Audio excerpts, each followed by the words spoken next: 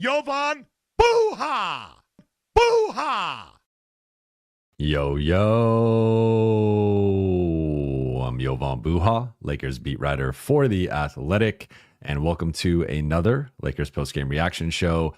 Just got back from the Intuit Dome, where the Lakers won 122-97 to improve to 29-19 on the season.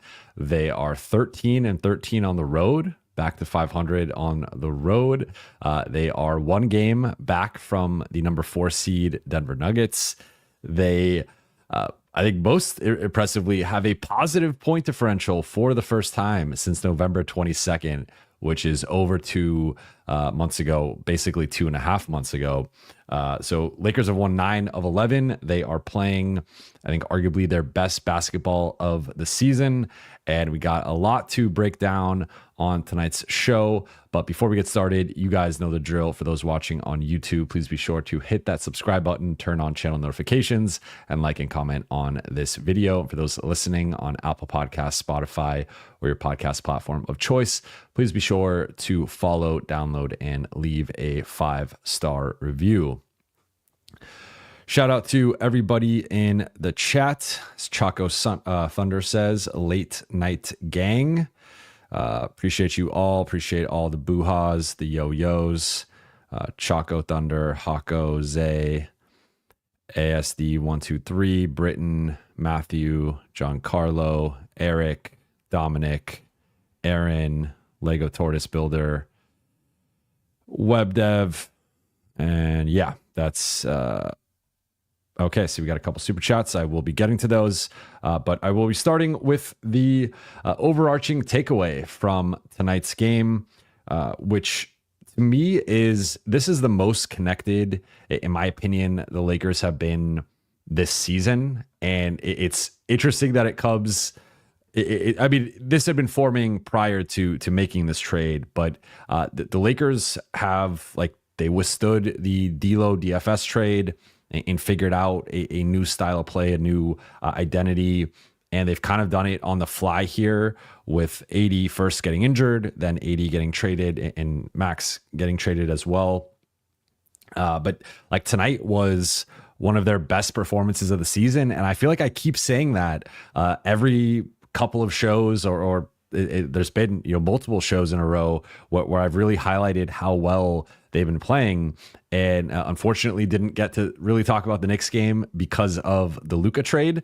But this is the second game in a row where they played a good team on the road.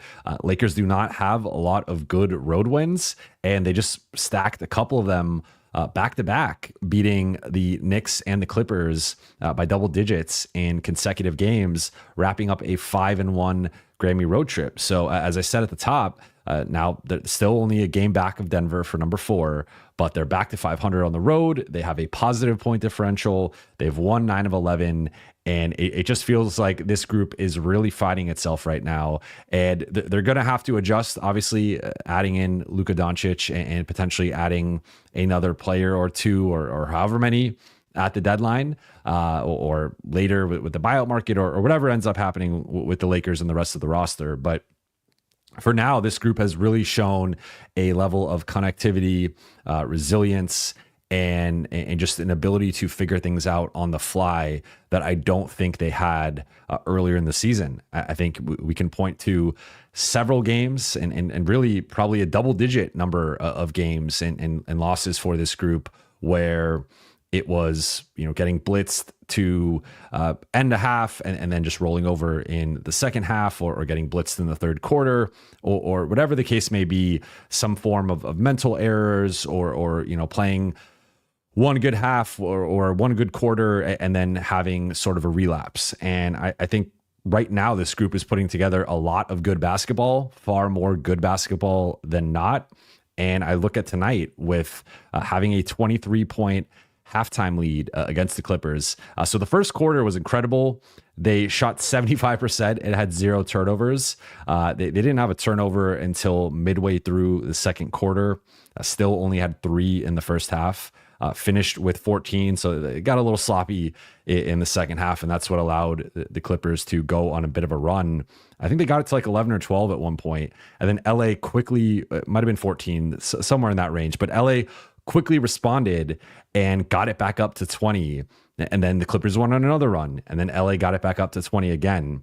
So I think earlier in the season with the same group, and of course you can't really play that game because DFS, depending on when it was, might not have been there. But like with this group earlier in the season, I do think they probably lose this game, or at least it becomes more of a competitive game. The Clippers make it a single digit game. The Clippers make it, they get to within 4 or 6 or something, and maybe the Lakers win by like 12 instead of controlling the game from start to finish, winning by 25. And even when the third string guys and the end of bench guys were in, the Lakers were still winning those minutes, and actually won the fourth quarter by 2. So I just think from a like macro perspective, we will see how much has to change and how much does change once Luka Doncic is added in, and it's going to change the offense. It's going to change the defense.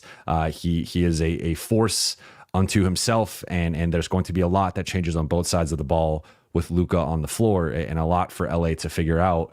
But it does feel like they have a clear identity, aside from Luka, and then incorporating him into that. At least you feel like you kind of know what this group is going to look like in the non-Luka minutes, and then I think it's about figuring out what they look like in the Luka minutes, and also how Luka can fit into what they're currently doing right now. But I mean, to quickly just rattle through it, like LeBron was incredible tonight. 26, 8, and 9, 3 steals, shot 8 for 13 from the floor, 8 for 11 from the free throw line, was getting downhill at will. Didn't matter who the Clippers put on him. He was torching them.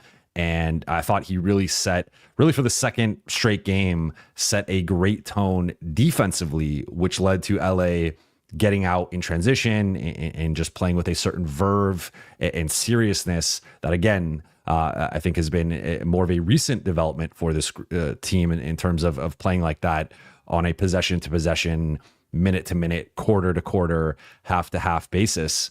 So I thought LeBron set a great tone tonight, was really active defensively as a helper and a roamer. The Lakers played a lot of small ball, and their strategy against both the Knicks and the Clippers was doubling aggressively and then rotating and scrambling with the other 3 guys. And I thought they did a really good job of being disruptive, creating turnovers, creating chaos, forcing the Clippers into tough shots, and in some cases rush shots where now guys are scrambling and they're closing out, and maybe they've wasted some time, or they're just trying to get the shot, up past a wild closeout or something, and they just were very disruptive defensively. And I thought LeBron really set the tone, and that was reflected a starting lineup best plus 19 for LeBron, and actually, second best plus minus on the team behind Vando, who was a plus 21 off the bench.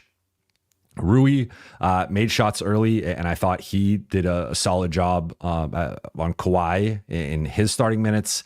And this was another good Rui game, continuing also off of the New York game. Jackson Hayes came in and had a couple of big dunks early, only ended up finishing with 6 points, but I thought he held his own. He battled Ivica Zubac in the paint. We also saw some playmaking from him. He had 4 steals, 4 assists, had a couple blocks. So a solid game from Jackson. Like, that's what the Lakers are going to need from Jackson on a nightly basis if he continues to be the starter, or even if they do like a smaller move at center and bring in a guy who maybe starts over Jackson, but Jackson's still playing a pivotal role off the bench. Like, this is the type of Jackson Hayes that the Lakers are going to need, a guy who's locked in, using his energy and athleticism and channeling it in a positive way, and then also showcasing some playmaking with his dribble handoffs and the different things he could do around the elbows and the top of the arc.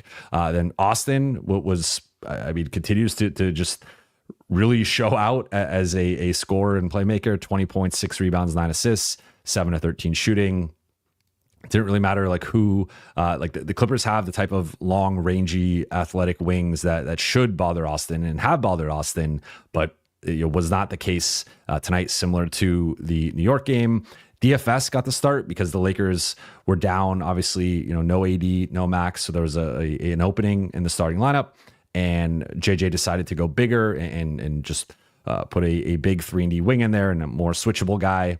I thought Dorian did a good job of guarding Ivica Zubac when in certain configurations when they went smaller, but also being a guy who is active doubling, active rotating on the backside, and just doing his thing defensively, and finished with 7 points. And the Lakers were a plus 13 in his minutes. Off the bench, Vando continues to look more like himself. He got into it a bit with Zubac there. They picked up a double T. As I mentioned, had the best plus minus on the team, but 6 points, 6 rebounds, hit his first 3 of the season. Bronny also hit the first 3 of his career in this one later in the fourth. Gabe hit a couple of big threes in the first half and finished with 12 points overall. I thought he did a good job defensively against guys like Norm Powell and James Harden. So he continues to be a two-way contributor. Shake, I thought was a bit up and down. Like he had 4 turnovers to 3 assists. And I think there's a clear limitation to like his spot in a team with the ambitions that the Lakers have. But I thought he was competing defensively in a way that like really is just seeped through the entire team right now. Like they are locked in on that side of the ball.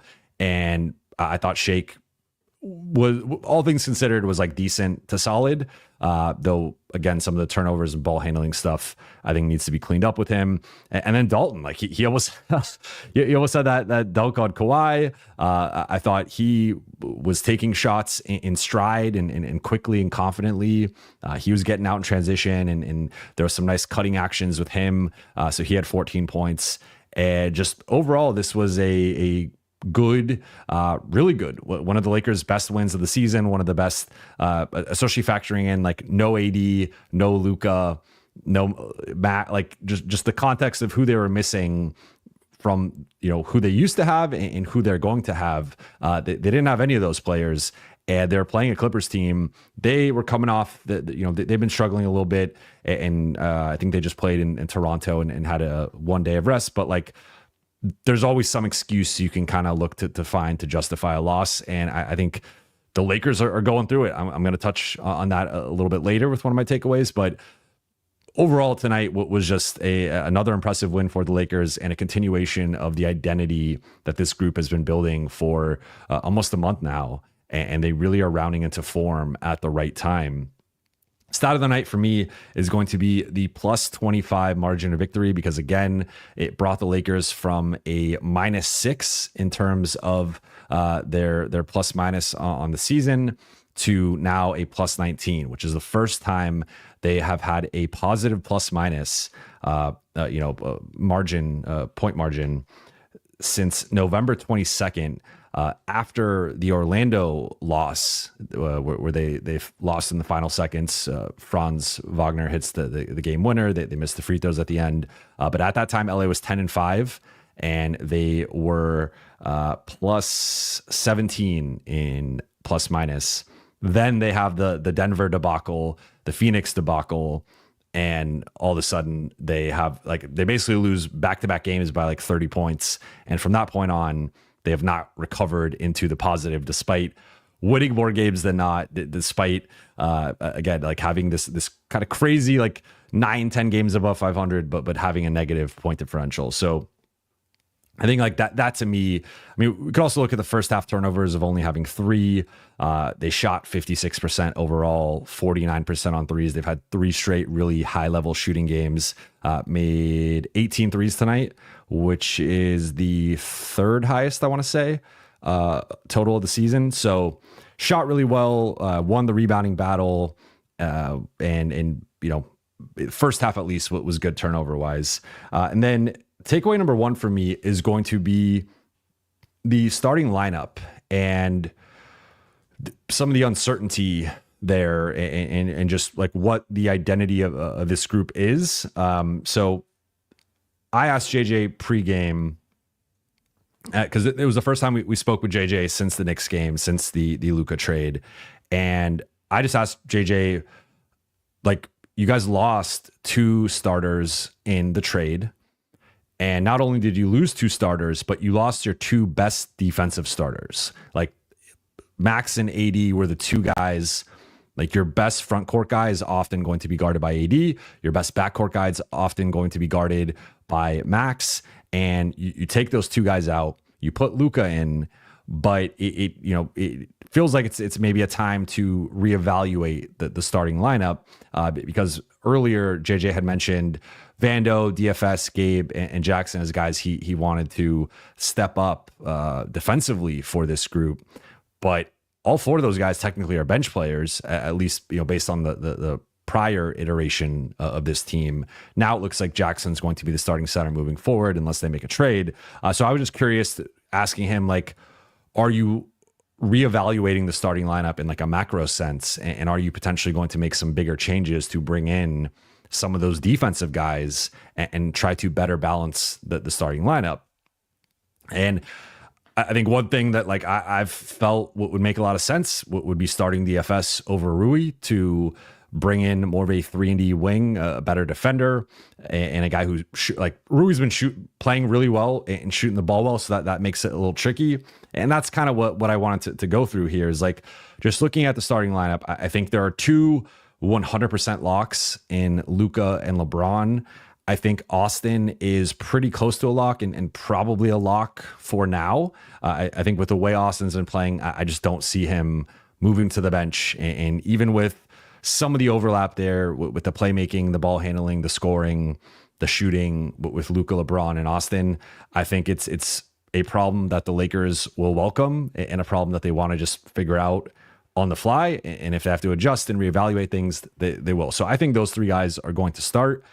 I also think Jackson Hayes is going to start again, at least as a placeholder center. And there will be matchups where he plays a little bit more, matchups where he plays a little bit less. I think it just depends on the context.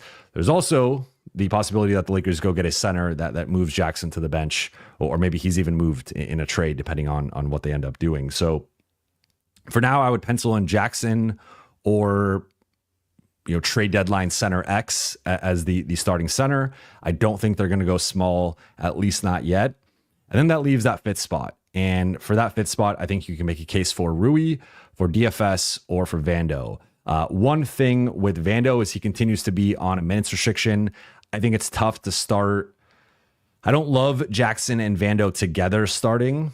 And I also think that with Vando on a minutes restriction, it does like limit his shifts a little bit. Like obviously he can take on the best like primary player in that instance, but I do kind of like Vando more as a bench guy, and maybe as he continues to ramp up, and we'll see how all the pieces look together once Luka's healthy and back, and just post deadline kind of what the roster looks like. But for now, I think Vando's probably penciled in as a high energy defensive forward, kind of that primary forward off of the bench, or one of the 2, because one of Rui or DFS is probably going to be coming off the bench, obviously. And I go back and forth with this one because I do think in general DFS has outplayed Rui over the totality post trade, and I do think he's a better fit because he's just a better defender. But Rui has been playing really well lately. I think you could make a case for him obviously being the better offensive player, the better offensive option, and maybe LA feeling like with the defensive groove they've been in recently, they can kind of get by with that lineup of Jackson, LeBron, Rui, Luka, and Austin.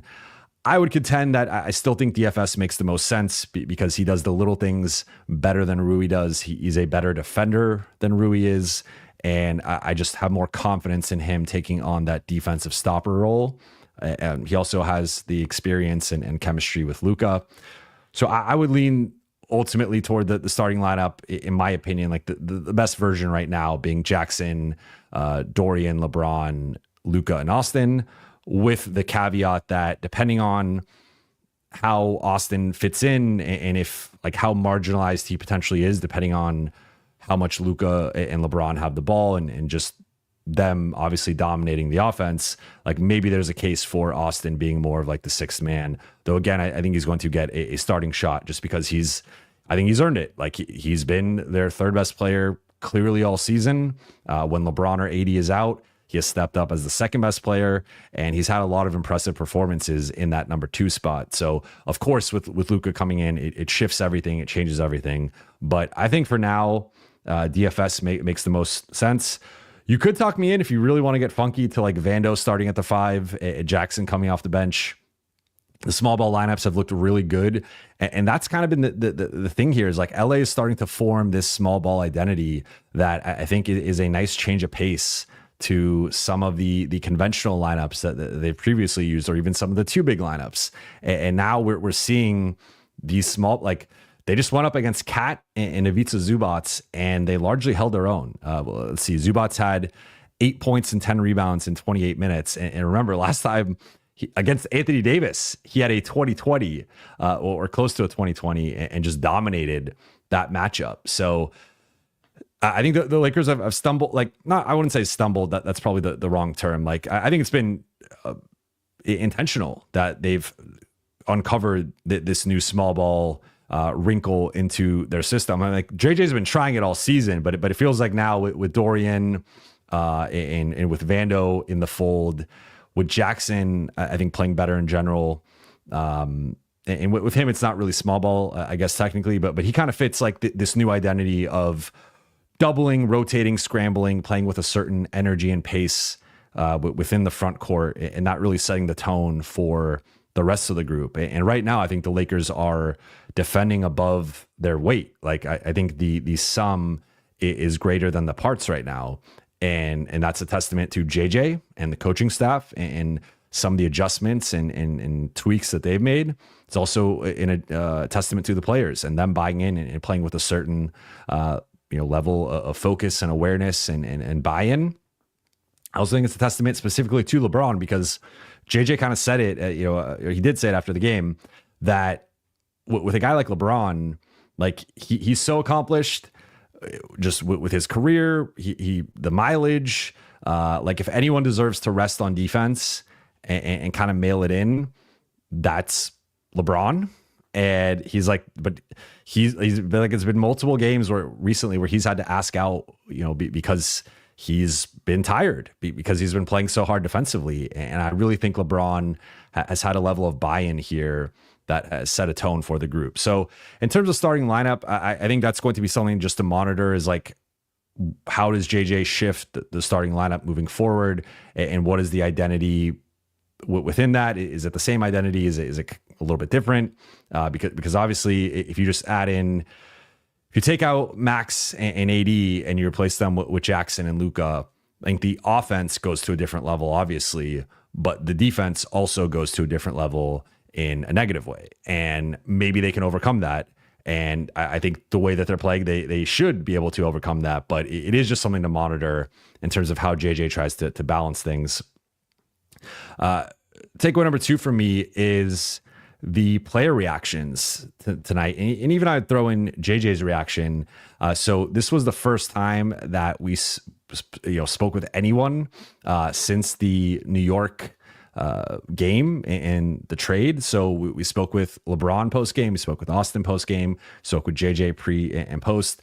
And JJ, I think, played it a little bit more down the middle. He talked about the duality of the situation. He loves referencing duality and just saying, like, on one hand, it was a privilege to coach AD. He was happy for Max and the growth that he showed, and that, he like, it was really like his first kind of trade that, like, he said he admitted he got word of it like earlier in the day, but the whole situation kind of blindsided him, and it was really emotional to lose those 2 players, those 2 starters, and just kind of the whole situation on this. At the same time, he's excited to get Luka. He knows how special Luka is, and he knows how it can change the ceiling of this group. So JJ was kind of talking about balancing his emotions and also compartmentalizing things, and like, even the Knicks game, like, he knew the Luka trade, what was going to be coming soon, and probably post game, but he still coached that game.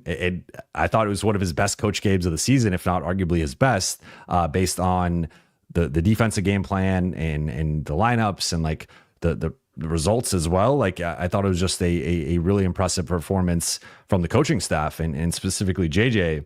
So that was JJ's take. Austin was a bit emotional, and he talked about having a certain friendship with AD and with Max and with AD specifically, like on Postgame on the road. Like AD would be FaceTiming his kids, and then they'd want to talk to Austin, and like he mentioned that the last time AD was there, that he FaceTimed his kids, and like just having that kind of personal relationship. Like he said, like this is the hardest trade he's dealt with, and obviously there's been multiple trades since Austin has been there, and he did reference the D'Lo trade and that one being tough for him too. But for this one, I think the stream just turned off for a second. For this one, he just said it hit him in a different way that was really hard to deal with. Then, of course, LeBron had the most interesting comments. He said he was not aware of the trade. It blindsided him. He thought he was out at dinner, as has been reported by ESPN, and he saw the notification, didn't believe it, thought it was a hoax. Then he got a call from AD. AD FaceTimed him, and the two had a long conversation reflecting on their time together. LeBron said they shared some uncomfortable truths with one another and just kind of had this like cathartic FaceTime session. He wouldn't go into specifics as to like what was said, but LeBron made it pretty clear that he did not expect this at all, that he was somewhat upset by the whole situation and is still processing and dealing with it. And it led to some interesting comments because like he did.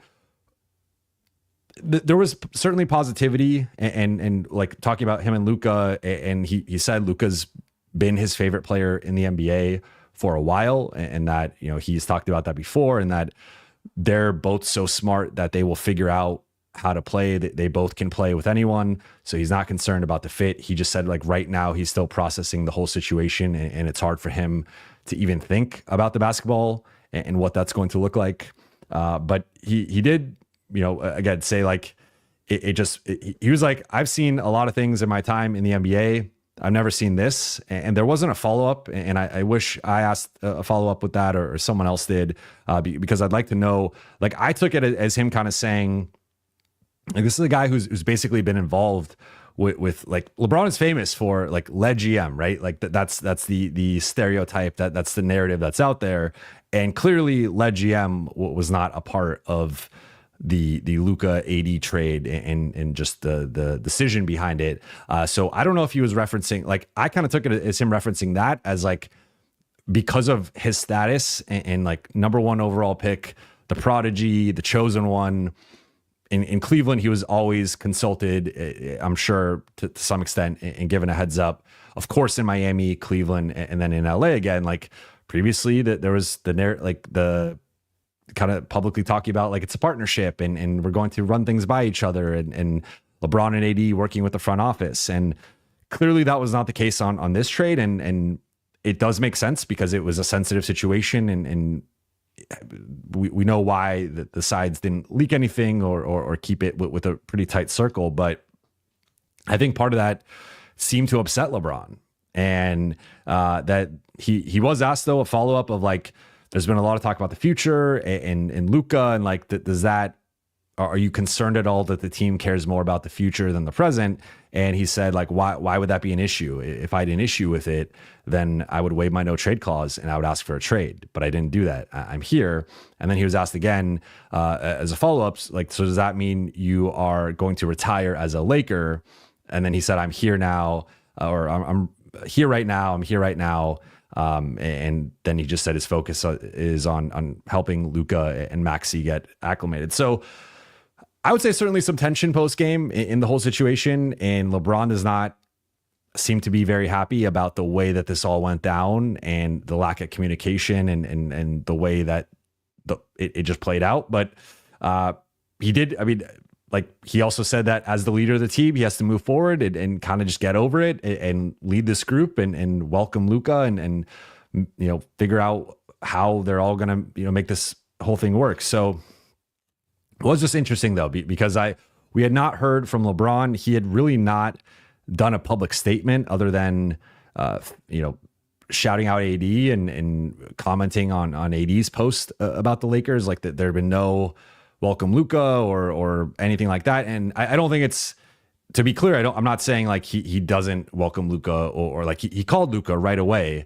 once he found out about, like, once he talked to AD, he called Luka and welcomed him. So to be clear, I'm not trying to indicate that. I just think for LeBron, this hit him hard. And he talked about being at AD's wedding and their relationship and their friendship and growing into brothers over, the 5.5 years together.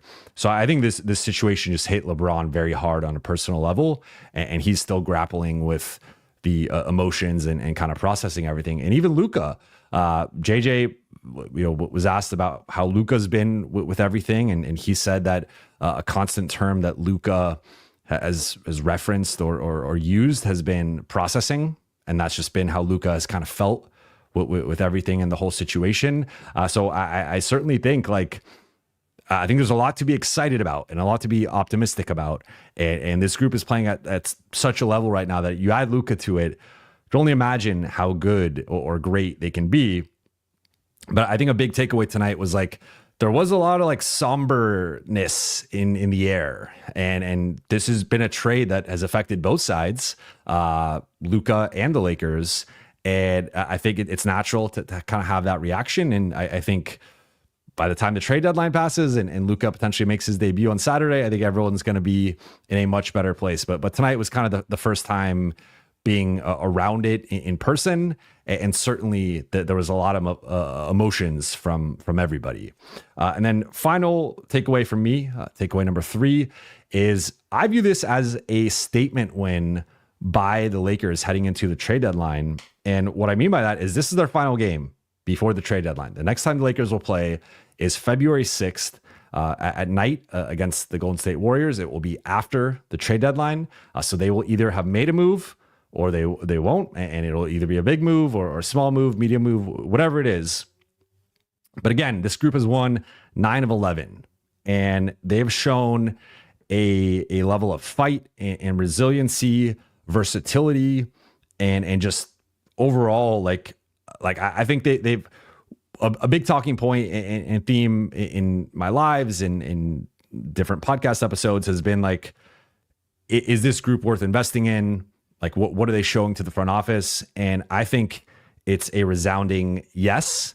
And of course, they've invested in this group with the Luka trade, and that's both a present and future benefit to the group in both short and long term planning, and just raises the ceiling. But I think this group has shown if they can get a better center than Jackson Hayes, and maybe even another perimeter player, probably a lower salary type, bench guy. I really think they are in a position that you give Luka and LeBron the right pieces around them. That's going to be a dangerous team that is capable of going far in the playoffs, especially with the way that they've been playing now for almost a month. So I think the Lakers, they sent, in my opinion, a resounding statement to the front office, to the organization that hey, we're going to stomp the Clippers in the game before the trade deadline, and try to apply as much pressure as we can in terms of go get us that starting center, go use the pick, go invest and use whatever assets you can to improve this group and give us an even better chance to compete in April, May, and June. So that to me was the final thing of just I thought it was a statement win and a very serious win. It's not for nothing. Lakers have had multiple statement wins recently with Golden State, Boston, I think New York, and now the Clippers. And 3 of those teams especially are teams that the organization has rivalries with, right? And has some tension with through the years. So I think those wins carry a little bit more weight, and to do it against the Clippers at Intuit Dome in front of Steve Ballmer, but with the Clippers were basically healthy, I think it was a resounding statement. But with all that said, let's get into the Q&A. I'm going to take a quick water break. Shout out to everybody in the chat.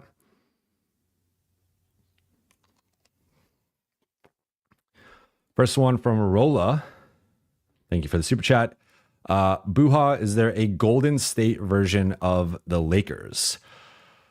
I'm not quite sure what you mean by this. So if you could clarify, I can give you an answer. Next one from Ali/Ali. Thoughts, Rui and Reaves for Collins and Kessler. I would probably... That's an interesting one. I would probably say no. Well, I think the Lakers would probably say no, because I've talked about how much they value Austin. I think there is a bit of a front court logjam already, like aside from the need clearly for a center.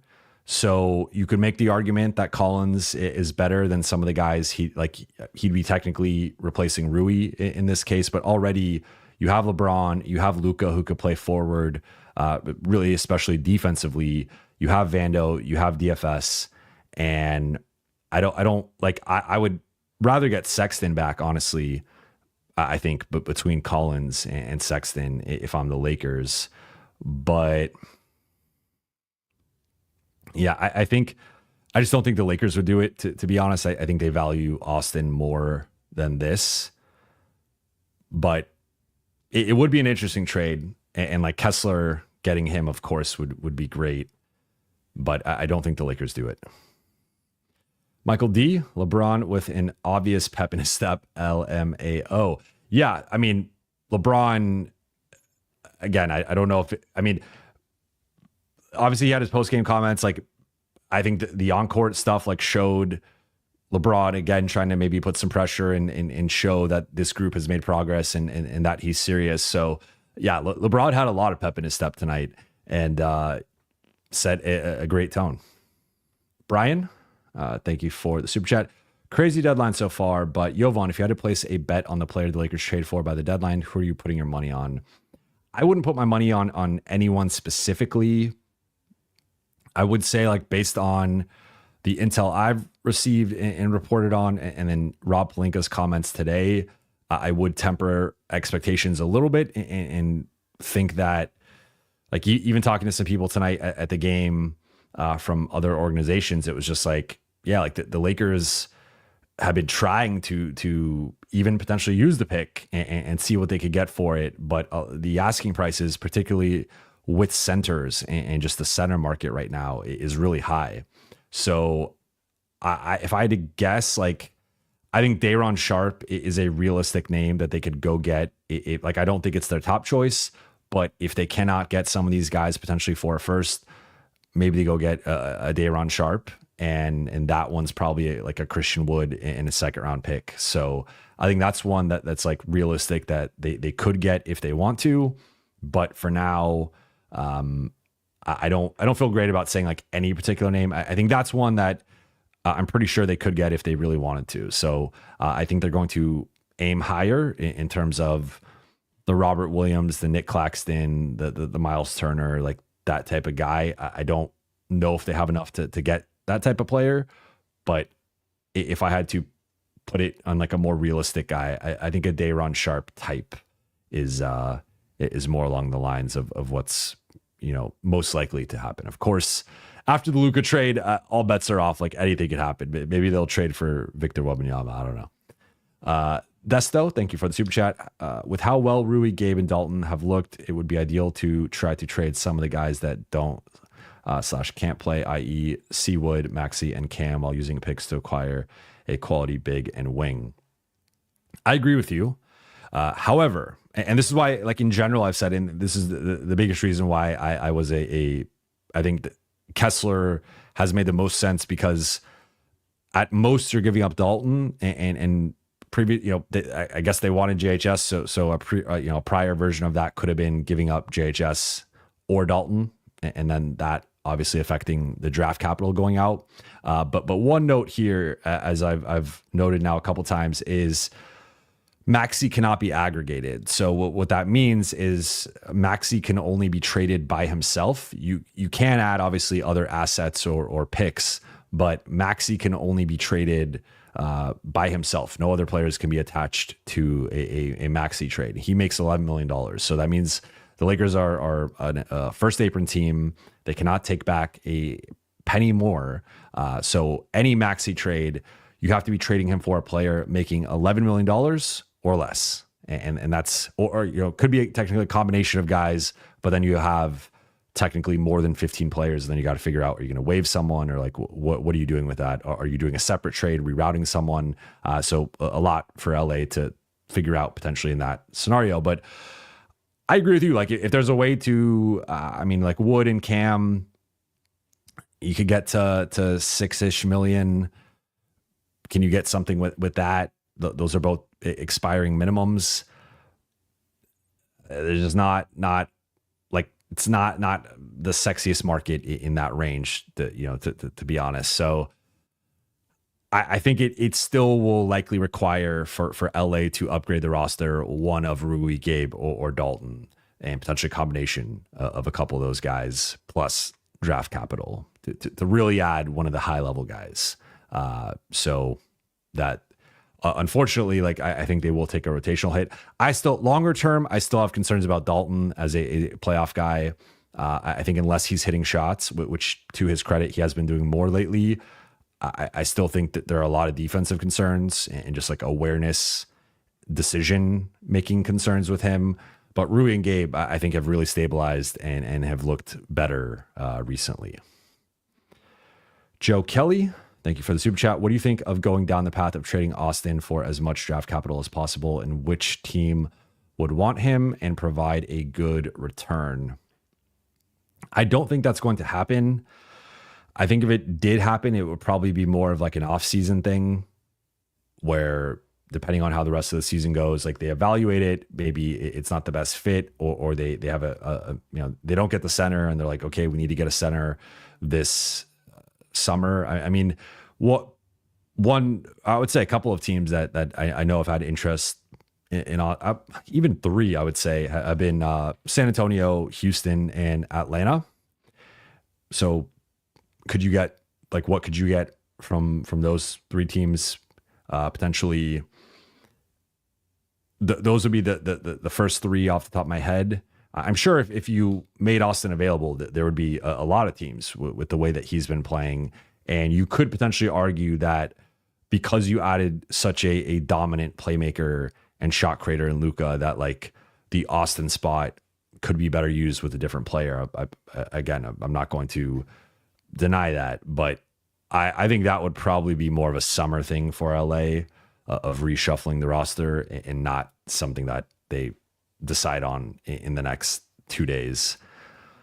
But technically, I think all three of those teams have picks, have some interesting young guys.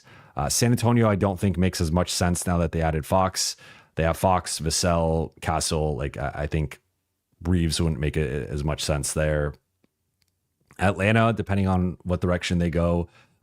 Austin and Trey defensively is obviously not ideal, we'll say, but who knows which direction they go. They kind of just need talent in general. And they have a lot of big wings that I think could help protect him defensively in certain matchups. And then Houston, they kind of are sort of a made team already. So I don't know if he would fit there necessarily. So I'm not quite sure of the Austin team off the top of my head. I'd probably have to think about it, look at teams' cap sheets. But I do think if the Lakers made him available, that they would get a solid return for him. Gabriel, thank you for the super chat. AR/Luka are both 26. It makes no sense to trade AR when he'd be the perfect guy to play with Luka once LBJ retires. That's the counterpoint to all this. And I think, again, I think the way the Lakers are going to approach this is keep Austin, keep him in the starting lineup, see how it all works. Because remember, I think, like, we know what the version of Austin has been this season, and even going back to last season. But his first two seasons, Austin was far more of an off-ball player, far more of a shooting guard.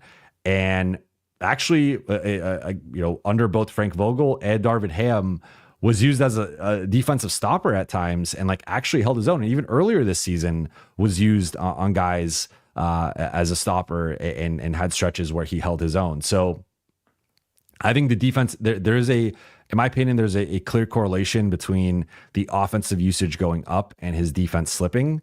And that's not to say that he's matchup proof, right? Like there's certainly some matchups, guys that are way too athletic for him or way too strong and physical or big for him can give him issues. So that is something that the Lakers have to plan around.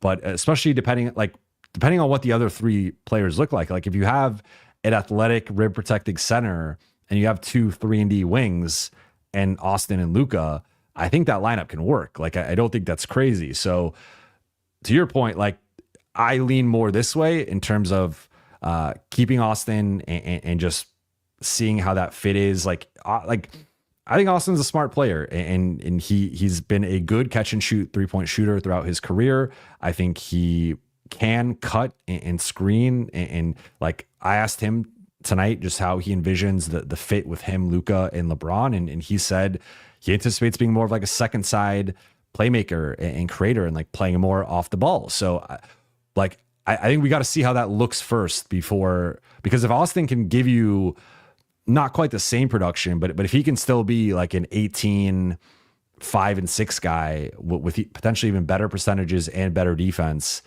I think that changes the way we view him in terms of how he fits with this group. So I don't think they're going to trade him yet. I don't think they're going to bench him yet. I think that the most likely outcome is he remains a Laker at least for next season and continues to start. But again, I think it's too early to make a proclamation either way. But I think based on the way he's played, he's earned a certain level of trust and status with the coaching staff, and he's going to continue to start. Braden, thank you for the super chat. Such an amazing road trip. Seeing Luka on the bench is still unbelievable. I'm so excited for his first game. Imagine this team with a defensive big. All great points. LA goes 5-1 on the Grammy trip. Like historically, the Grammy trip has not been kind to the Lakers, at least more recently. It's often been like 4-3 or 3-4, or like they're kind of middling around 500 or sometimes below it. Seeing Luka on the bench was crazy. Like he joined the team right before the game started. Then he obviously was with them throughout the whole game, and seeing him and LeBron interact. I asked JJ after the game, like, what was it like just having Luka around, his presence?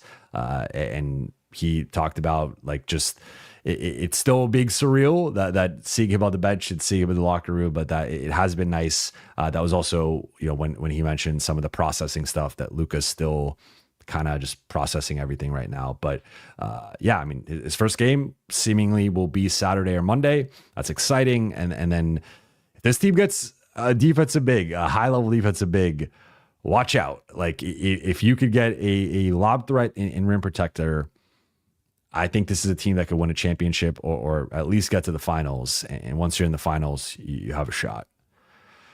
Hey, Chinani. Thank you for the super chat. 5-0 with Vando. I may sound crazy, but I think we beat Denver in the playoffs with a healthy Vando. He is that valuable to us. Well, we're going to get a better idea of what the Lakers look like against Denver coming up here, because starting in late February, they're going to play Denver 3 times in the span of a month, which is it's gonna be revealing as to where LA stacks up with this version of Denver. I'm still a little concerned because like Jokic has destroyed AD. The Lakers have been hesitant to put Jackson Hayes on him. Like, what does that look like? Like Jokic is a guy that you run those doubles against. He is going to pick you apart. I think it partly will come down to Jamal Murray and Michael Porter Jr. have been a little bit more human compared to how they look against the Lakers. Do they continue to be more human, or do they just torch the Lakers as always? But certainly, I think LA has the potential to match up better with them, having DFS, having Luka, and having Vando. Not necessarily that order. I think I would put it Luka, DFS, Vando probably, but all 3 guys bring something a bit more size on the perimeter. Of course, DFS and Vando more on the defensive end, but with Luka, the ability to manipulate the floor, and like good luck guarding LeBron and Luka within the half court.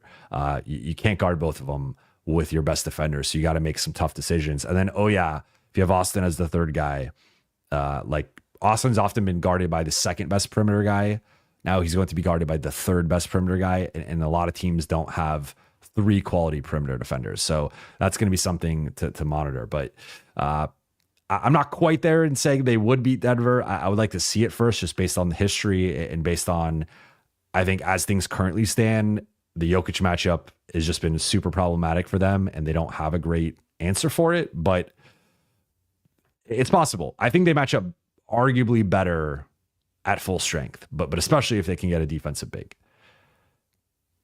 Harry Chinani, okay, same one. Lee Baggy, thank you for the super chat. I think Luka will make Hayes fly on the court just like he did with Lively. Yes, like I think Hayes arguably is the guy who benefits the most from playing with Luka, in terms of just like Luka is going to get him lobs and rolls and dives and like slips and Hayes also has some playmaking ability out of the short roll. So I think that's going to be a really good offensive pairing. I think the question is defensively, can Jackson stay out of foul trouble? Can he defend the way he did against New York? Like I thought the New York game was arguably the best defensive performance by Jackson this season, and maybe even as a Laker. This one, I wouldn't put quite as high, but still a solid performance overall from Jackson defensively. So like, if he can play like that moving forward, that changes, I think, the lens with which we look at Jackson and we judge Jackson. But based on the sample size up to this point, it's obviously been more concerning with the foul trouble and the lack of rim protection, the lack of defensive rebounding. So I think offensively, it's a match made in heaven because Jackson can jump out of the gym and he is a dynamic lob threat and athletic finisher. And Luka loves those guys. I just think the difference between Lively and Jackson is the defensive end, similar to Gafford and some of the other like high level lob threats who are also rim protectors. Like Jackson has not been that, but he has been defending better. And if he can keep that up, he can really be an indispensable piece of this rotation and really a guy overperforming his contract because he's on a vet minimum. The Leaf, thank you for the super chat. Morris and a second for Yabusele. Is he worth a swap at 30 years old? Interesting. So you're saying Keefe. I'm going to pull up Yabusele's. I know people have been talking about him as a like dark horse, like trade candidate, not for the Lakers necessarily, but just in general. This year, he's averaging 11 points a game, 40% on threes, 5.5 rebounds a game. And he's a big dude. Like, I mean, seeing him in the Philly game up close, like he is a large individual.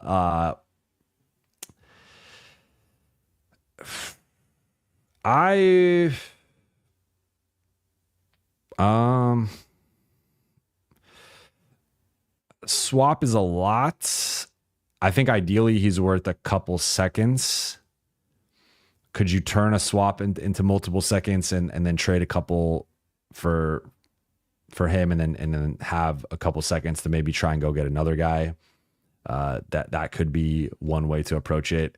I don't know if I'd offer a pick swap for him, but I also am of the mindset. My understanding is, again, with the Lakers contracts, they're for them to likely get the types of players that they want. They probably have to overpay a little bit. And in general, I'm much more on the side of like just overpay, get the player. So if it really came down to it, I think I would consider it. I think ideally, like you could pay a lesser price for him or maybe get someone else that's a bit better for that price. But in general, I'm of the mindset of like, you got Luka and LeBron together. All your picks just lost value because unless Luka leaves or gets injured, like the 2026 pick now, even if like you're going to have most likely Luka and LeBron next year. So that pick isn't going to necessarily be valuable. 2028, you're still going to have Luka, at like 28, not even 29 yet. Then 2030, and I'm specifically mentioning the pick swap years.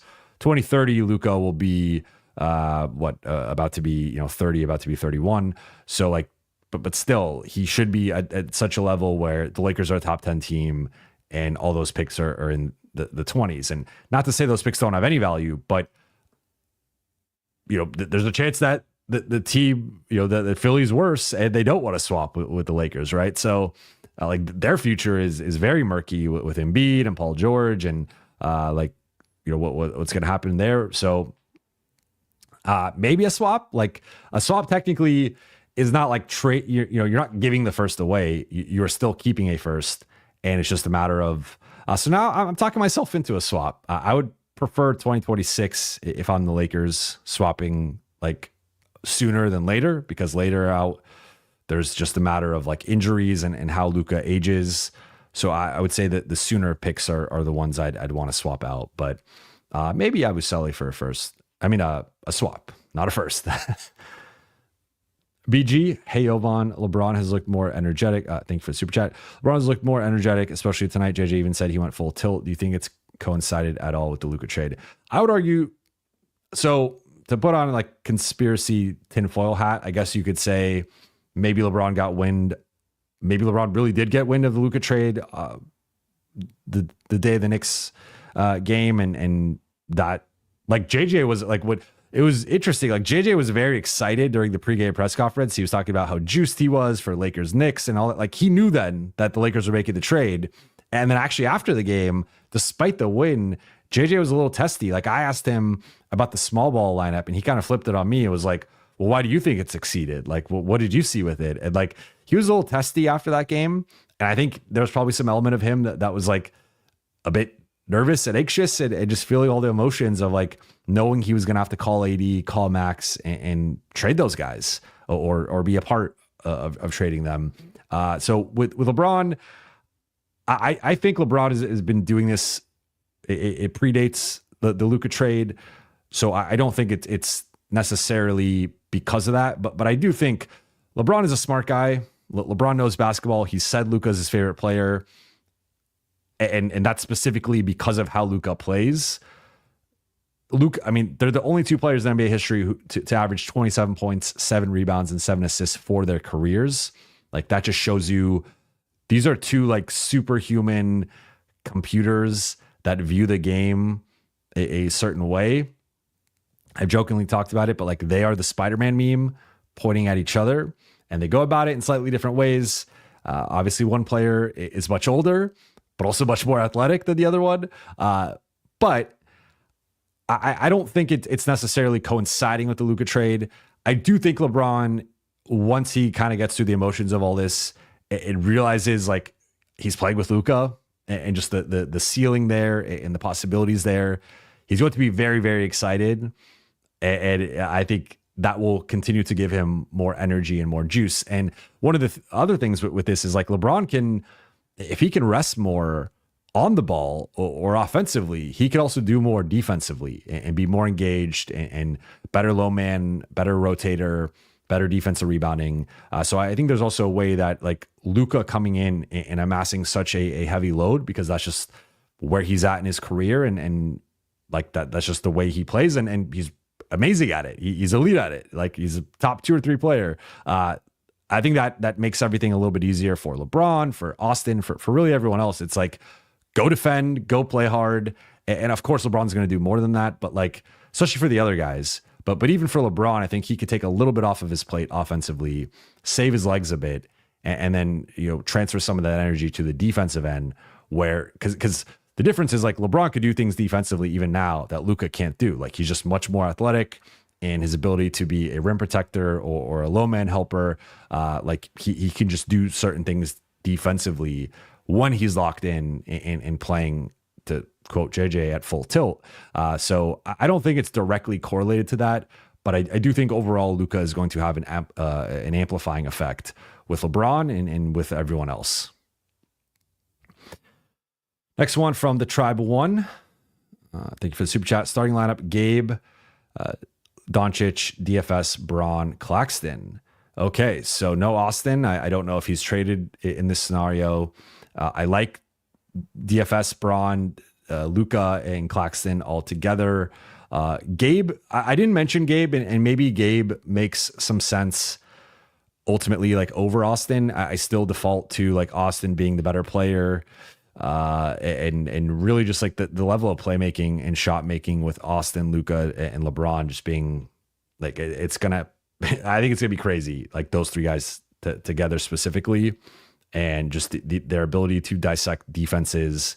And all three guys, I think, can play off the ball. All three guys are plus shooters, and then they're all smart, all high basketball IQ. So but I do really like this lineup. And again, I don't know what's the context as to how the Lakers got Claxton in this scenario, but I do like that starting lineup. Young Claire, Claxton, a real option, Kleba, a dump option. And thank you for the super chat.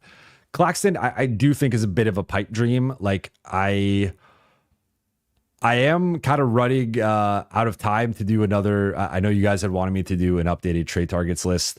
Lakers are practicing tomorrow, so that is going to throw a little bit of a wrench in my day from like a time perspective, because it's about a 30-minute drive there, 30-minute drive back. Then I'm typically there for hour and a half, 2 hours. So that's already like 3 hours gone from my day in terms of doing podcasting and whatnot. So we'll see. I'm going to try to do another show or live tomorrow, potentially doing updated trade targets. I would say Claxton, in my opinion, becomes more of a real option in terms of LA prioritizing him, trying to get him, compared to like, I would probably, my updated top three would probably be Kessler, who I think is even more of a pipe dream than he previously was, but I gotta just mention him as like the dream target. I think Claxton 2 and Turner 3. And I think the reason I include Claxton now, and because he was just making too much money, where to trade Rui and Gabe, like you could make the case that there was a talent play where it was just an upgrade. But like that was pre-Luka trade, and I didn't love like investing all that for Claxton when he is limited offensively and didn't really fit with like the way the Lakers were going to be playing necessarily. Like if they were going to commit to two bigs, maybe I guess it would have made sense, but I didn't.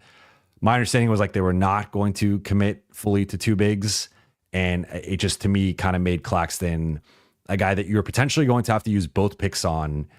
And there was potentially going to be a limitation there where like he might not even make sense next to AD in closing lineups, or JJ just might not use him in closing lineups and might default to like AD plus 4 smaller guys. So I felt it might have been like a wasted asset really. Now it's like he's tailor-made to play with Luka and as a Luka fit, and the Lakers desperately need a center. So that calculation for me changes where like, if you have to do a first and a swap or two, or a swap in a second or something, go get Nick Claxton and go do it. So I would still put him as more of a pipe dream. And like I would say I think he's more likely to get traded than Turner is. So maybe that makes him a little bit more realistic. The Nets and Lakers obviously have done some recent trades, and they have a good relationship between Rob Pelinka and Sean Marks, and that is important. But in terms of Claxton, I still think he's more on the unlikely side, just partly because of the price.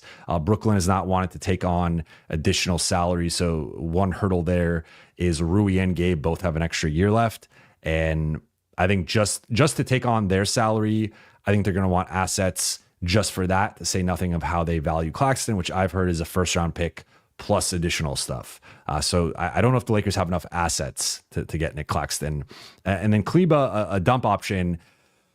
As I mentioned, he can't be aggregated, so you can't throw in Christian Wood or Cam Reddish or both of those guys to try and go get like an $18 million player to replace him. I think he's potentially a dump option. He is someone who has a good relationship with Luka, so I'm sure on some level, Luka might have ultimately a say, or they would at least like. I don't think they're going to trade like one of his good friends that just came with him to from Dallas necessarily without at least running it by him. And Rob's already talked about running things by Luka. That's also kind of an interesting subplot to all this. Is like you have the Lakers not running the AD trade in this whole situation by LeBron, who up until this point has kind of been the guy front and center that they've talked about in propped up as the face of the franchise and the most important player within the franchise, or arguably like him versus AD, or not verse, but you get what I'm saying. But now it's like Rob's like, oh, I had Luka in my office. We're talking about the roster. We're talking about short-term planning. We're talking about long-term planning. And like, it was kind of interesting just to see the dichotomy there in terms of how they're talking about involving Luka versus not. But Kleba, I think if there is a way to flip him for, like, could you do Kleba in a second for Jonas Valanciunas? Kleba and someone like that, maybe it's something they consider, but I think again it probably has to be run by Luka. I don't think they're trying to upset the new star that they just invested in. Brian, thank you for the super chat. Have you heard the rumor LeBron is going to Dallas? There's been like 3 rumors that LeBron is going to Dallas throughout the last couple of years. None of it has happened. So I do think there's like a larger conversation about like what happens with LeBron in the offseason. And I think it, again, I gonna leave that topic to the side, but I think that's a conversation at some point. But Dallas, I don't think that's happening. Joshua Porter, thank you for the super chat. I do not see a question. Ricky Burt, start Vando and DFS, have Reaves off the bench. That might be the way this ends up going. I do have some concerns about Vando and Hayes offensively, even with how great Luka and LeBron are offensively. I think putting 2 non-spacers out there is a little tricky, especially like it's one thing when one of those guys is AD who can still drop 30 on any given night and has a certain level of off the dribble skill and post up ability and just like talent and skill offensively. Vando and Jackson are obviously at a much lower level in basically every offensive facet compared to AD. So I do think mucking up the spacing concerns me a little bit. So I actually view it more as, I think it's more of a DFS Rui conversation in terms of which other forward starts, and then more of a Vando Hayes. And do you just go super small or do you start Hayes? So I mean, you could maybe say Gabe in DFS and move Austin to the bench. And that to me makes a little bit more sense. Young Claire, thank you for the super chat. What guys could be a realistic max replacement? It's really tough. I think one way the Lakers could potentially pivot is like, I think Bruce Brown makes more sense with this current version, even more than he did before, because I think you could make a strong case that if you now acquire Bruce Brown, he should probably be starting. And he's a really good cutter and off-ball mover. He's improved as a shooter recently, like started to get his form back and just look more like the prior or pre-injury, even pre-Indiana version of him. And he's a tough multi-positional defender. So I think a Bruce Brown fits in perfectly around Luka and what the Lakers are trying to do on both sides of the ball. So like that's a guy. Maybe there's some lesser guys in terms of salary that, like, do you take a swing on a Josh Green or someone like that? I just don't see, like, I love Tumani Kamara in Portland. The price is high. I don't think the Lakers can get him. Herb Jones, Trey Murphy, like there's guys out there that do it at an even higher level than Max, but like, I don't think they're gettable with what the Lakers have. So realistically, I think I'm like, we'll see what the buyout situation is. But I think a guy like Bruce Brown, to me, if I'm ranking it again, like I probably would have him at number 4 again, just because I value the 3 aforementioned centers a little bit higher. But I think Bruce Brown makes even more sense, arguably, with this current version, and just kind of like what the Lakers need. Easy peasy. Thank you for the super chat. Could go crazy this offseason if LeBron is open to a discount, trade away some expiring, get some of those decent guys that get forced to mid/mid-level. Yeah, that's certainly possible. That's been a thing that's been out there, is the possibility of LeBron taking a discount to help the team build a better roster. So if that happens, obviously the Lakers could really strike some gold in terms of come play with LeBron and Luka in LA. Like that's going to be a great free agent pitch. So certainly if LeBron is willing to do that opens up a lot. Once I get through these super chats, I am going to wrap because I still have some work to do tonight. And I was trying to go an hour, but you guys know me. I go a little bit longer. Darian, thank you for the super chat. Hi, Jovan, big fan of your channel. Thank you. I appreciate that. Considering our assets are limited and might have to go to the small ball route, where do you currently have the Lakers ranked in the West and Dallas post trade? Thanks. Good question. Putting me on the spot here. Let's see. So OKC, I clearly have, or clearly to me, is number one in the West. I think that's like they've distanced themselves. They have 7 fewer losses than anybody else, 5 more wins than anybody else. I think OKC is on their own tier. I think you can make a case for.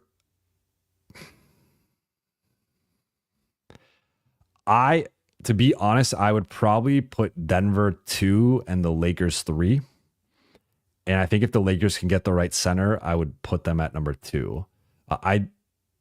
It's tough because I don't think the Lakers fear Memphis or Houston, but that was also the previous version where AD could go up against Şengün or AD could go up against Jaren Jackson Jr. And that was an advantage for LA ultimately. They no longer have that advantage at the center spot. So that does, I think, change both of those matchups and how those look. Of course, adding Luka gives them an advantage on the perimeter and does change things offensively. So it ultimately is like, how does that look? And just what are the lineups? What are the rotations? What are the matchups? But I still think, like, if they get the right center, I think you can make a case for them as high as number 2 in the West behind OKC, because they have 2 top. I mean, I've been saying top 15 for LeBron, but I think that the recent version of LeBron that we've seen is back to being top 10, and you have Luka as the top 3 guys. So having 2 top 10 guys with one of those guys being top 3, like, that is historically a formula for being an elite team. And you have a bunch of dogs and defensive guys around them, and you get the right center. I think this is a group you could argue as high as number 2 in the West. And even against OKC, like, Luka's played well against OKC, LeBron's played well against OKC. Like, maybe there's a scenario in which they could beat them. I do think OKC has a special level of defense. Shea's having a great year. I don't want to disrespect OKC, but I think you could argue LA as high as 2. Right now, I'd probably have them 3 or 4. I think Denver and OKC, I put slightly ahead of them. And then maybe you could argue like one of Memphis or Houston deserves to be in that conversation for like the 3 spot. But I tentatively put them number 3 in the West and number 2 if they get the right center.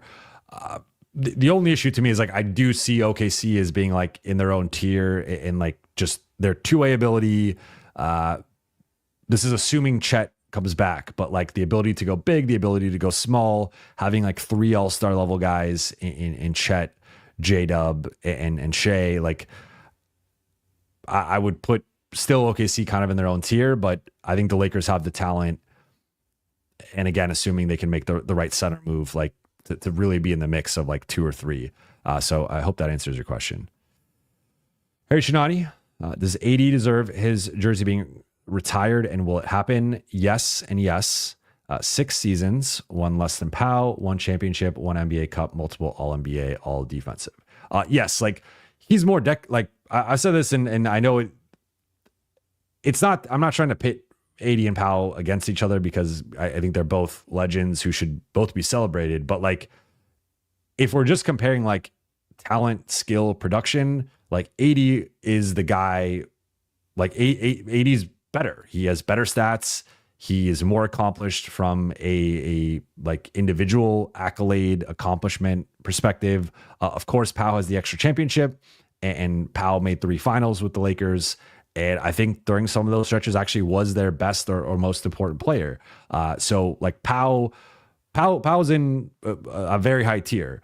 I just think ultimately like AD, especially when factoring in the defensive end, like you could debate, I think, the offensive end to some extent, but defensively, AD is in a different tier.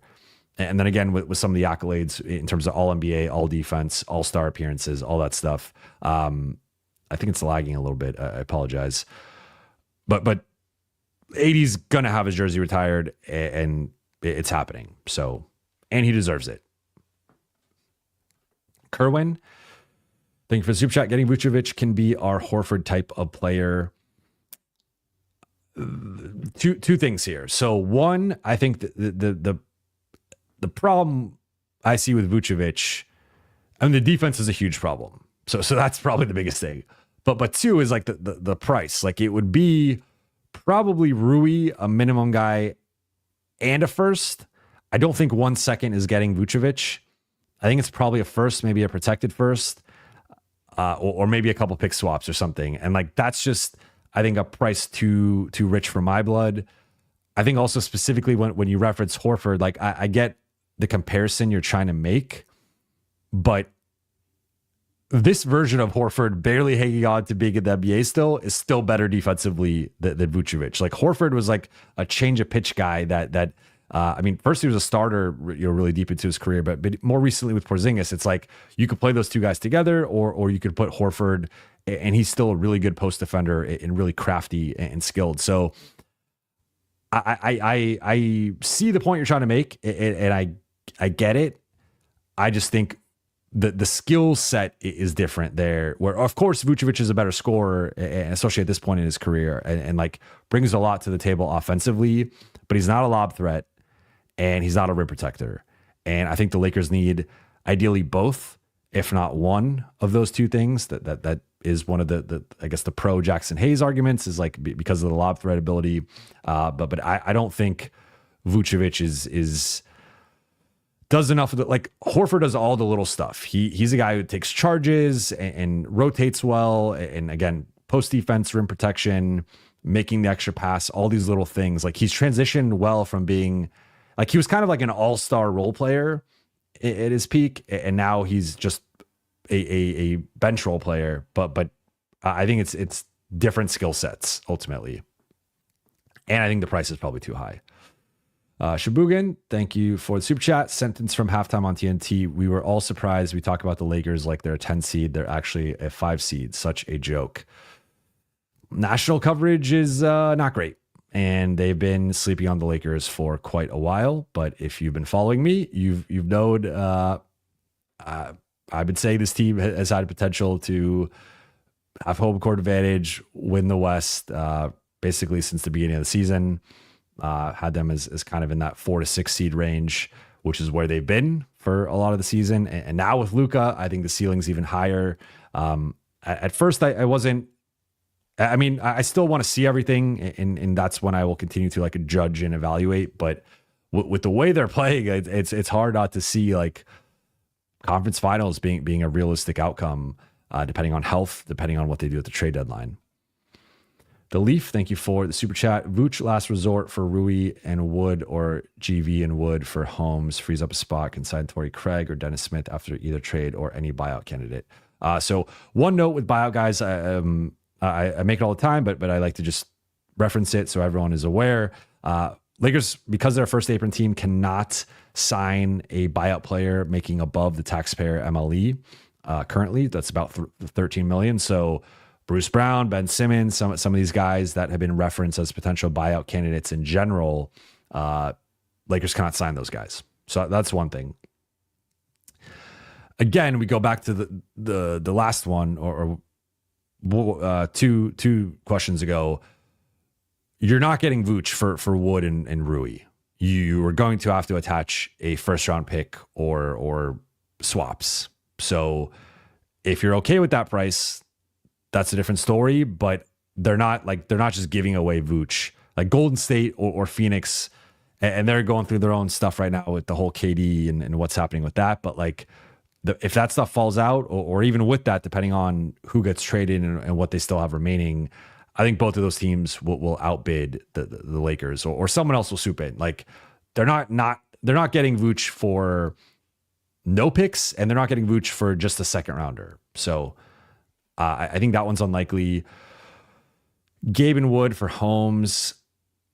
I just don't think Holmes is very good, to be honest. I think Jackson's better.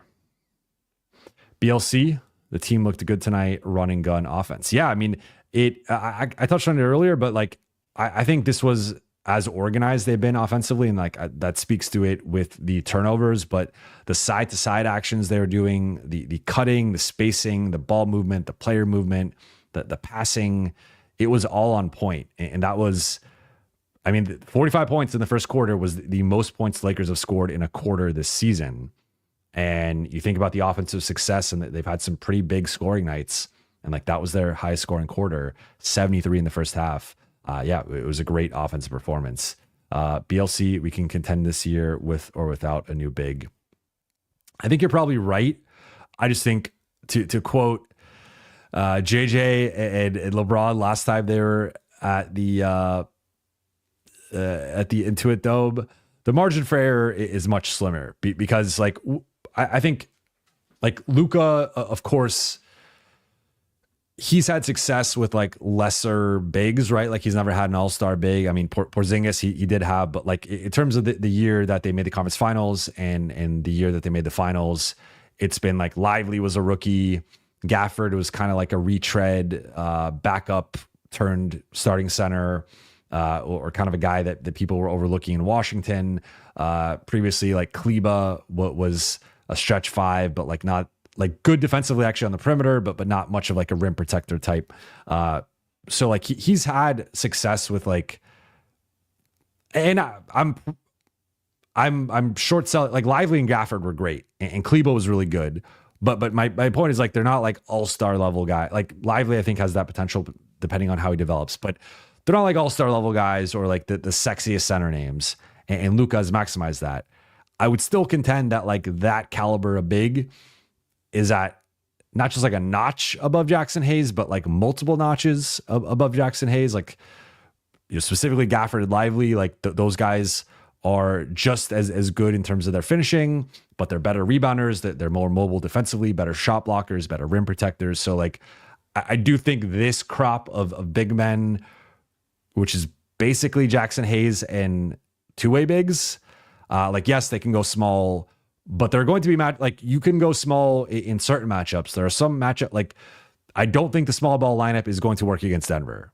I could be wrong, and we will see in the next month, like what that looks like against Jokic. But I think that's going to be a lineup that Gordon and Jokic and Porter can punish if they're too small. So again, we'll see, but that's my read on that situation. So I would say like, I think they're kind of like fringe contenders if they don't make a trade for a big. If they make a trade for a big, I think they are contenders.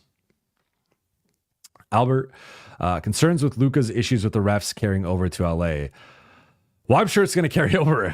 Luka is how he is, right? So he's going to complain. He's going to get technicals. He's not going to get back on defense on possessions. It's like JJ has talked about. He's kind of talked about it he's talked about it with LeBron in terms of like, because of the mileage and because of the offensive load, sometimes LeBron takes possessions off defensively and sometimes has the wild turnovers. With Austin, similar things, sometimes wild turnovers because of he's learning to be in the role that he's been in more recently. And like, you kind of just have to live with it. I think with Luka, certainly some issues with the refs and techs and stuff, but you got to live with it. But I do think it's going to carry over. I don't think Luka is going to turn into a choir boy. Sir Haro, thank you for the super chat. I see the old Spurs with this Lakers. Tony Parker on steroids in Luka, American Manu in Austin, Japanese Robert Horry in Rui, miniature Timmy in LeBron. You kind of had me until the last one. I don't like, I guess if we're comparing them from like just general talent in impact perspective, but even then, like if we're talking like late career Tim Duncan, like he was still a really good, even in some of those years, like all-star, all-NBA caliber guy, but LeBron is just at a different level than Tim Duncan was. Like if we're looking more like late career Tim Duncan, of course, if we're talking like 2000s into like early 2010s, different story there. I see what you're saying generally, but I think they're not exact comparisons, but I could see what you're like. To me, what one interesting thing that I've kind of noticed with this group is, and I want to shout out friend of the pod, Kevin Stamler, who we were talking about this earlier today, is like the Chris Paul, James Harden Rockets, and comparing Chris Paul and James Harden to LeBron and Luka. Of course, LeBron and Luka, I think, collectively are at a higher level than Harden and Chris Paul were at that time. But like you have, I mean, that team went all in on small ball, so I don't think the Lakers are necessarily going to do that. But you have like a Robert Covington is kind of similar to a Dorian Finney-Smith, and like you kind of have those types of players, and like the Arizas, the PJ Tuckers, like you have the Vando, the Rui. Like it's not a perfect comparison, but I think there is some similarity there in terms of having two ball dominant playmakers and scorers, and then filling in the gaps with like a bunch of 3-and-D type players. So I kind of like that one a little bit more, but I get what you're getting out with the Spurs. Super chat from Harry Chinani. We are playing great ball and role players on a good rhythm. Luka needs to adjust to fit what we are currently doing instead of the whole team adjusting to Luka, at least for this season. I think Luka is going to fit in because I think one difference is he does tend to play more high pick and roll and manipulate the game that way. But I think there's a value to that, especially in non-LeBron lineups and also in crunch time. Like Luka's a great crunch time player. So is LeBron, and that's going to be its own thing to kind of figure out like who's has the ball, is manipulating the defense, whatever. I agree with you. At the same time, I think for the Lakers to hit their ceiling, they need the peak version of Luka, and it is going to require some adjusting to like what Luka does. At the same time, Luka is a selfless pass first guy who creates high percentage looks for his teammates. Like I don't think that's going to be much of an issue. I think he's a pretty seamless fit. Ryan Mitchell, thank you for the super chat. Wish we kept Max, added Gabe plus a swap instead. Max over AD. Well, I don't agree with the last point, but I do agree with the first point. That the more I've looked at this roster construction, if you could put Dalton in there, if you could have put, to your point, Gabe in an additional asset, that would have gone a long way. Like I think Max, I really like the fit like long term of Max and Luka together as like a starting backcourt, and just think he would have complemented him really well. So we'll never. Who knows? Maybe he becomes a Laker at some point again in the future. But like, I think that would have been a really good fit.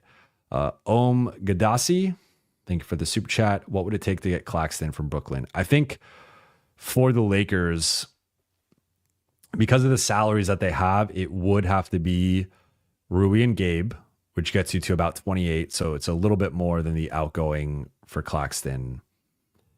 And then I think it's a first. I think the starting point is probably Rui, Gabe, a first, a swap, and a second. I think they might want a second swap in that case.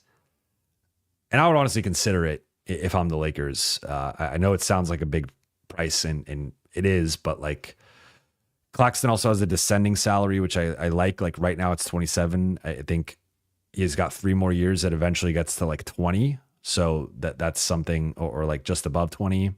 That's another thing that like it progressively gives you a little bit more cap flexibility as the cap continues to go up. His salary's going down.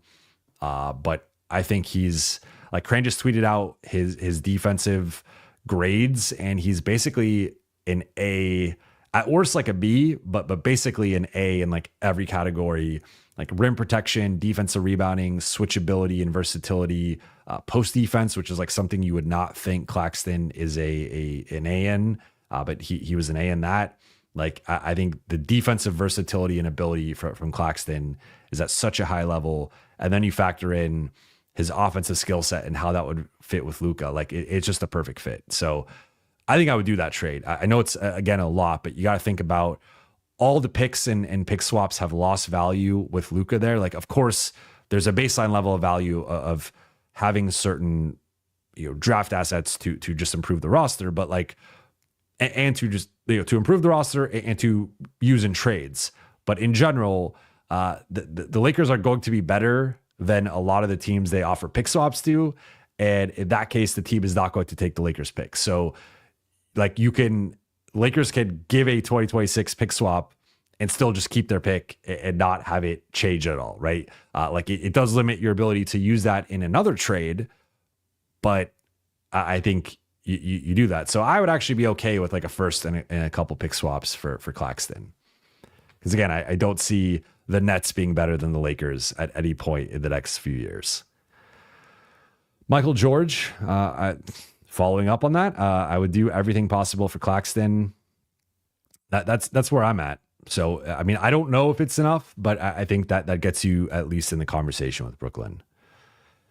Ricky Burt, Lakers actually aren't all that small just at the 5. Yeah, and that's that, but that's why I referenced the Houston thing, because like they weren't actually small. They had a bunch of rangy wings, and that's what the Lakers are at. I think I was more so referencing like that small ball look of like Vando or DFS or whoever you want to classify as the center. I think there are certain teams that just won't work against, and you'll have to rely on Jackson. And for as well as Jackson has played recently, I have some reservations about him at like the highest levels, especially as like a starting center playing 20 plus minutes. Kronos, thank you for the super chat. Maxi plus 31 unprotected equals Neesmith. DK plus a min plus every swap equals Durin. I think Maxi and 31 unprotected does get you in the Neesmith conversation, and I would strongly consider that.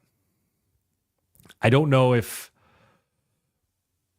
Detroit does that, just because like Durin's our starting center, and they are kind of finding their identity around Cade, and I don't think they want to just give up their starting center for Dalton and multiple swaps, because again, you got to factor in like who do you think is going to be the better team, and if you think the Lakers are going to be better, you don't really want their swaps. So I don't think Detroit does that, but I think Indiana would consider that and even potentially do it. Christian, thank you for the super chat. What is more likely, Lakers winning the chip this year with Jackson starting or KD returning to the Warriors? Hopefully no more all-nighters for Jovan. I need some sleep. I'm not going to get it until Friday, but I'm very like my brain is just scrambled eggs right now. I can barely put together thoughts or sentences. I would say KD returning to the Warriors, because that seems to be the way that this is trending in terms of the intel and reporting that's been out there. So I mean, that seems to be trending in a potentially likely scenario. I don't want to say it's likely that the Lakers win a championship with Jackson. I would still put it as possible, but not like likely. So I would say KD returning to the Warriors. Couple more super chats here. King of Joka's Entertainment. What do you think it would take to get Durin from Detroit? And do you think he would be a good long-term fit? To the second part, yes, I think he'd be a good long-term fit. I really like Durin. He's athletic. He's strong, good rebounder, solid defender, and plays with a certain level of physicality. Also, as we've seen at times this season, like he can dunk on guys and kind of dunk through traffic and draw fouls and stuff. So I like Durin. I think I want to pull up his contract just to make sure from like a salary perspective I know what I'm talking about. He's still in his rookie deal, which is what I thought, but I wasn't sure how much he was making. So he's making 4.5, and then next year 6.5. I think based on him being a cost-controlled asset, I think it would probably have to be Dalton and a first and maybe something else to kind of get in the conversation. I don't even know if I think Lakers would do that, but like Lakers would do that. Lakers would do that. But I think you got to put yourself in the other team's shoes. And I think sometimes one thing that and look, like I've done fake trades and it's tough to do a fake trade and really look at it from both sides. But like even if you think the trade you are proposing or offering is like fair, you got to think about like, what is the other team's motivation and like, what are they trying to do? Like right now, Detroit is trying to get back to being a playoff team, being a competitive team around Cade, having a certain identity. And Jalen Duren is a big part of that.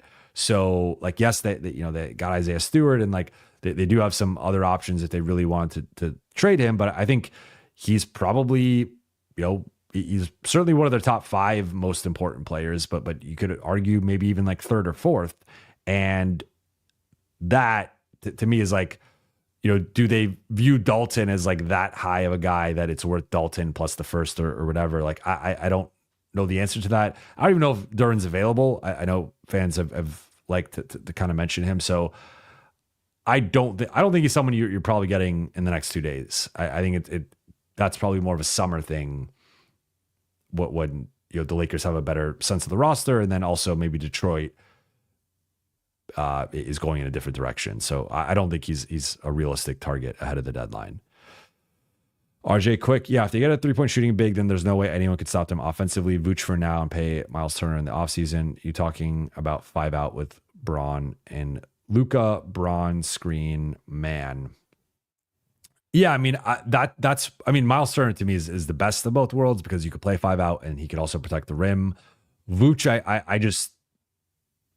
I think he's just such like, I watched some Vooch film for my trade targets episode, and it was not good film defensively. Offensively, it's a good film. Defensively, it's bad film. And like the dude's a statue and not in a good way, not like an accomplished you're an all-timer way, like you get blown by way. So I just think he's not good enough defensively. And like I feel like people still think, like, I think people even acknowledging he's not a good defender, like think he's a better defender than he is. I think however bad of a defender you think Vucevic is, I think he's a worse defender than that. That's how I would put it. So I'm kind of out on him just because of the defense. If you want to if you want to just say we're going to try to outscore teams like that, that's a different conversation. And just be like, we're going to hope our perimeter defense could be good and we're going to just try and outscore you. Like maybe that's the path forward, but I just think he's not good defensively. But I am going to wrap here. I appreciate you all for Mr. TD says, how about Jalen Smith? I like Jalen Smith and the price that could maybe be like a 2nd round pick guy. And like, that's a guy who has some range and can protect the basket. But I'm going to wrap here. I appreciate you all so much. I will hopefully be back tomorrow. Not quite sure if it's going to be an episode or a stream. We'll see. I mean, Lakers can make a trade tomorrow, technically. Like we're coming up against the clock. So we'll see.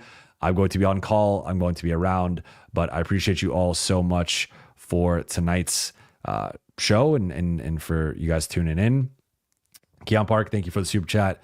Says thanks for the hard work. Almost 100 minutes. Yes, I was planning on going an hour, and as is the case, I go a little bit more. But thank you all so much for watching and listening. For those watching on YouTube, please be sure to hit that subscribe button, turn on channel notifications, and like and comment on this video. For those listening on Apple Podcasts, Spotify, or your podcast platform of choice, please be sure to follow, download, and leave a 5-star review. I will hopefully be back tomorrow. If not, I will certainly be back Thursday for the trade deadline and all of the fallout from that. But shout out to everyone in the chat. Mr. TD, Christian, Dan, Where's the Balance, Joe, Zach, Art of War, Ozzy, Hako. Yeah. Peace out, you guys. I will talk to you soon. Shout out to the Late Night Gang.